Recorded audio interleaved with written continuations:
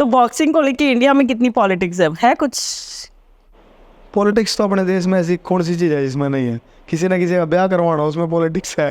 Politics तो हर जगह है अपने देश में, हर चीज़ में पॉलिटिक्स है। अब बॉक्सिंग में भी है, हर खेल में पॉलिटिक्स है, पर मननू लागे जो तगड़ा है उसने कोई नहीं रोक सकता। तो बाद में कुछ जैसे बहुत देखे हैं कि बैठ जाते हैं या कहते हैं कि अब तो हमें जॉब ही नहीं मिल रही है, बहुत ऐसे क्यों होता है ये बाद में? क्योंकि लोग राइट टाइम का वेट नहीं करते हैं।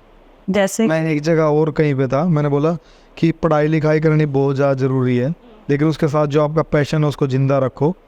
पढ़ाई लिखाई करोगे आपको जॉब मिलेगी, आपको नौकरी मिलेगी, जिसकी वजह से जो आपके पैशन है उनको पैर मिलेंगे। ठीक है, तो अपने पैशन के जब तक पैर नहीं लगाओगे, पढ़ोगे ही नहीं, उसके चक्कर में आप पैशन न पकड़ लो, अगर पढ़ाई लिखाई नहीं करोगे जो कि रियल में आपको एक थोड़ा सा मिडिल क्लास के आदमी आप बन जाओगे, वो नौकरी देगी आपको। उसके बाद आप अपने पैशन का पैर लगाओ और फिर पैशन एक टाइम ऐसा आएगा, पैशन आपकी जॉब को बीट कर देगा, फिर अपना जॉब ने क्वाइट कर दो, छोड़ दो उसने। तो जो लोग ऐसे हैं जो बोलते हैं हमने इतनी मेहनत करी उसके बाद हमने कुछ नहीं मिला, तो मेरे ख्याल तो उन्हें कहीं ना कहीं गलती करेगी। जो चीज़ थी पढ़ाई लिखाई करना बहुत ज़्यादा ज़रूरी था। एक चीज़ बताऊँ, मैंने शायद अब उनकी डेथ हो गई। एक बिरजू शाह थे बिहार से, हमारे बॉक्सर थे, हमारे सीनियर थे, वो बहुत सीनियर, मैंने कभी उनको खेलते हुए भी देखा। बिरजू शाह बहुत तगड़ा बॉक्सर था।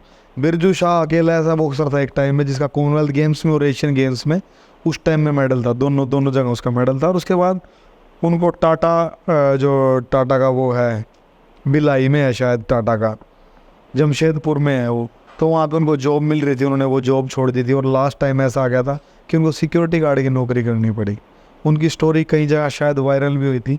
तो मैं ये कहूँगा, मैंने भाई साहब के पास फ़ोन किया था कि आपको कोई मेरी हेल्प की ज़रूरत है तो मैं तैयार हूँ। आप हरियाणा जो आपने कोई एकेडमी खोल कर दे दूँगा मैं, आप जो सिक्योरिटी गार्ड में कमा रहे उससे ज़्यादा आप कमा पाओगे। नहीं हम नहीं आएंगे वहाँ पे। तो मतलब मन्नू लगे कि कुछ लोग मतलब दोनों चीज़, जो उम्र हो है बहुत ज़्यादा मेहनत करने की, बचपन सबसे ज़्यादा ज़रूरी होता है। जो 20 साल तक की उम्र है उसमें आप अपने पैशन में साथ साथ चलाओ और जो आपकी पढ़ाई लिखाई है उसको ना छोड़ो। एक टाइम ऐसा आता है कि जब मतलब अगर मानो आप जैसे पूरा स्कूल जा रहे हो, पूरी अटेंडेंस दे रहे हो, तो फिर आप उसको टाइम ही नहीं दे पाओगे। अब आपको मान लो आपका पैशन बॉक्सिंग है, तो आपको थोड़ा सा तो करना पड़ता है। आप नहीं ऐसा नहीं है, तो नौकरी लागत तो जुगाड़ हो जाओगा ना, कम से कम 50% तो ले लोगे। लेकिन इतनी उम्र फिर निकल जाती होगी। नहीं उम्र नहीं निकलती, मतलब 10वीं मना करी पूरे स्कूल में जाकर, उसके बाद मैंने ओपन बोर्ड तक काम करा। उसके बाद मैंने ग्रेजुएशन करी, BSc स्पोर्ट्स करी मैंने खालसा कॉलेज था यमुना नगर तक। तो मैं उतनी पढ़ाई कर रहा था जितने में काम चल रहा था।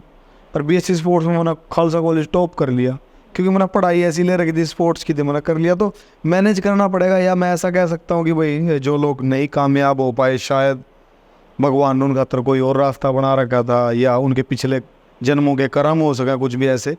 पर मन लगा मेहनत कभी जाया नहीं जानती, मेहनत करते रहना चाहिए और भगवान पर विश्वास रखना चाहिए। पर आपको नहीं लगता कि गवर्नमेंट को कुछ ऐसे रूल से ऐसा कुछ बनाना चाहिए कि गवर्नमेंट के अच्छे रूल है, गवर्नमेंट का करो, कोई एक अच्छे लेवल का कोई खिलाड़ी होगा, कोई मतलब नेशनल मेडलिस्ट होगा, सीनियर नेशनल मेडलिस्ट होगा, तो मेरे ख्याल तो कोई नहीं होगा जिसने जॉब ना मिलती हो, अगर उसकी पढ़ाई का क्राइटेरिया पूरा है तो। और पढ़ाई का क्राइटेरिया क्यों है स्पोर्ट्समैन खातर? 10वीं 12वीं तो मेरे ख्याल से 10वीं भी नहीं पास हो जाए, 12वीं में आर्ट्स नहीं नकल मार के तो अपना पास हो ही सके। मतलब क्राइटेरिया तो पूरा करना पड़ेगा ना, गवर्नमेंट क्या कर लेगी।